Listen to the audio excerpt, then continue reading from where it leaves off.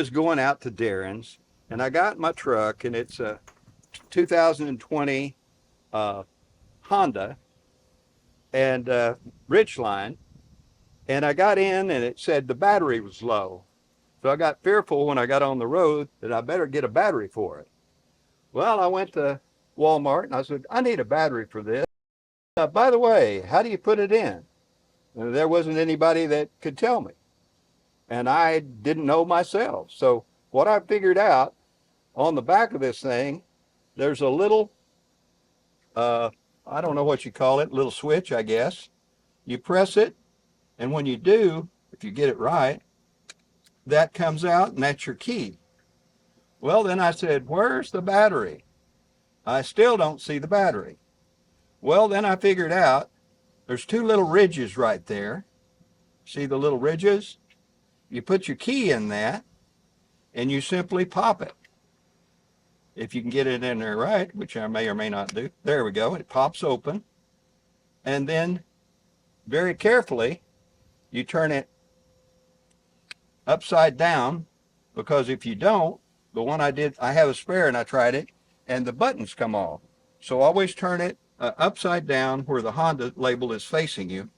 And then this one uses CR2032 battery. Yours may or may not, and yours may not work the same as this Ridgeline Honda, but it's a 2020, it's mine. And I couldn't find anybody that knew how to do it. So I thought, well, I'll show you.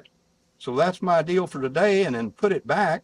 You simply, after you put the battery in, that battery just snaps in. You just click that down, and you simply take your key, put it back in, and it's locked, and you're finished.